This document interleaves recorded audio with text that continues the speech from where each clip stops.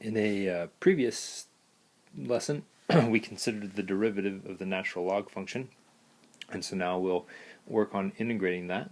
And the two rules that we just need to be aware of are that the integral of 1 over x dx is equal to the natural log of the absolute value of x plus c. And this absolute value part is important just because by definition the argument of the logarithm has to be positive.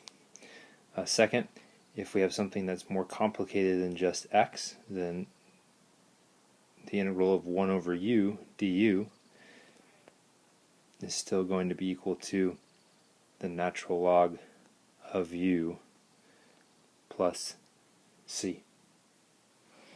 So let's see how this is going to work out. Now in 1 over u, we're just going to need to be aware of the chain rule being in effect in some way, shape, or form. So let's look at some examples. Let's start with the integral of 4 over x dx. We're allowed to take that 4 out and integrate 1 over x dx. We know that the integral of 1 over x is equal to the natural log of the absolute value of x, and that'll be multiplied by 4 plus c. Let's consider a second example. The integral of 1 over 5x minus 2 dx. Well, when we integrate this will be the natural log of the absolute value of 5x minus 2, but we have to recall some things regarding the chain rule, and so there should be a 1/5 out front. We're thinking through what would happen if we took the derivative with the chain rule, and plus c. If we do the same problem using U substitution, we can say that u equals 5x minus 2. It's hard to make sense of the chain rule, which means that du equals 5 dx, or 1/5 du equals dx. So by U substitution, the same problem would be the 1/5 times the integral of 1 over u du, and when we integrate that, we'll end up with 1/5 times the natural log of u plus c. But if we convert back to the original problem, u was 5x minus 2. So there is the same problem, just thought of directly in terms of the chain rule and in terms of U substitution. And you need to really use whichever process you're most comfortable with and you're most accurate with. It doesn't matter if you're comfortable with it if you're not very good at it. If we want to integrate 4 over 3 minus 6x dx, well, I'll use U substitute. Well, if we do it the short version, this will be 4 times negative 1/6 times the natural log of the absolute value of 3 minus 6x dx, and cleaning that up just a bit, we would have negative 2/3 times the natural log of the absolute value of 3 minus 6x plus c. If we do the same problem with using U substitution, we can say that u equals 3 minus 6x, which means that du equals negative 6 dx, or negative 1/6 du equals dx. So by U substitution, our integral would be 4 times the integral of, actually I'll bring the 1/6 in, 4 times negative 1/6 times the integral of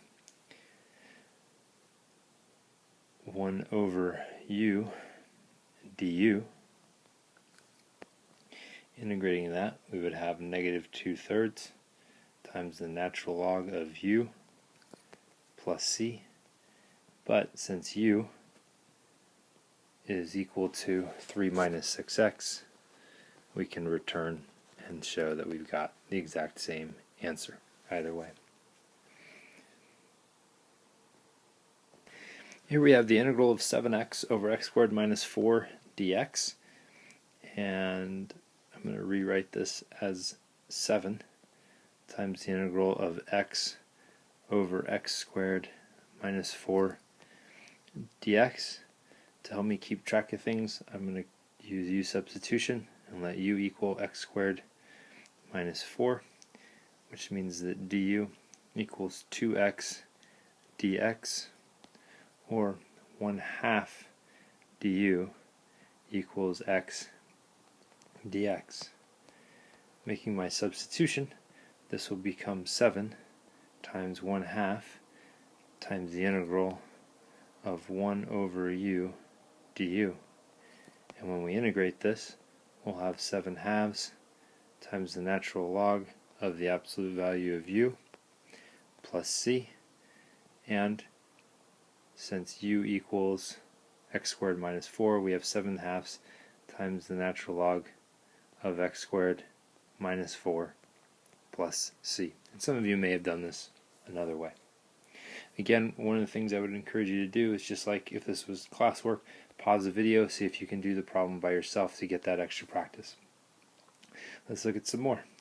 Here we have the integral of x over the square root of 16 minus x squared dx. Well, in this case, what I see is I'm going to let u equal 16 minus x squared. So du equals negative 2x dx, or negative 1/2 du equals x dx. I'm now prepared to make my u substitution. So this will become negative 1/2 times the integral of 1 over u to the 1/2 du. Remember that 1 over u to the 1/2 is the same as u to the negative 1/2. So when I integrate this, this will be negative 1/2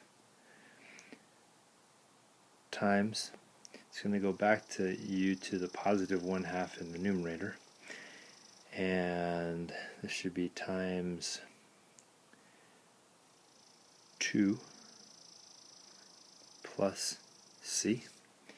Clean this up a bit, I'll have negative 1 times 16 minus x squared to the 1/2 plus c.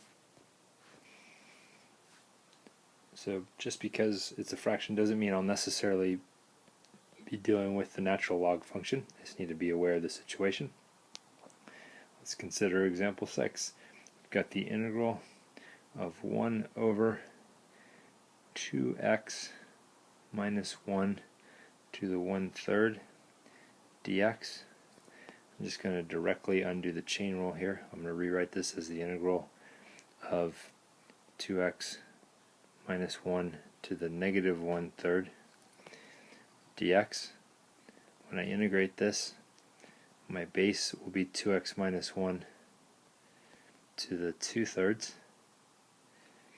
I need to have times a 1/2 to undo the chain rule, its derivative of being 2, and times 3/2 to undo the dropping of the power. So altogether I should have 3/4 times 2x minus 1 to the 2/3 plus c, and I really should have the plus c right here as well, because that's when I integrated it. And if I needed to check this, if I wasn't sure, I could just take the derivative of this using the chain rule and show that I get back to my starting point. Right? And you may use U substitution as well on this, I just chose not to. Let's consider one more example, maybe two, depending on our time. We've got the integral of the natural log of x to the 4th power over x dx. Remember that over x is the same as x to the negative 1. If u equals the natural log of x, then du equals 1 over x dx, which means by u substitution this will become the integral of u to the 4th du. And when I integrate this, we get 1/5 u to the 5th plus c. But since u is the natural log of x, I'll resubstitute to get back to my original problem. And hopefully you can start to see how the derivative of our answer by the chain rule would get us back to where we started. Let's do one more and then we'll stop. The last one we'll do in this is the integral of x squared minus 2x plus 1 over x. Now I could get all focused in on how I've got divided by x and I've been dealing with natural log of x, but really if I just keep my wits about me and pay attention to the situation, this simplifies to x minus 2 plus 1 over x dx, and getting it in this form is a lot easier to integrate because this will end up just being 1/2 x squared minus 2x plus the natural log of the absolute value of x plus c. So I just need to keep my wits about me with regards to all of the possible techniques I know to integrating to deal with things.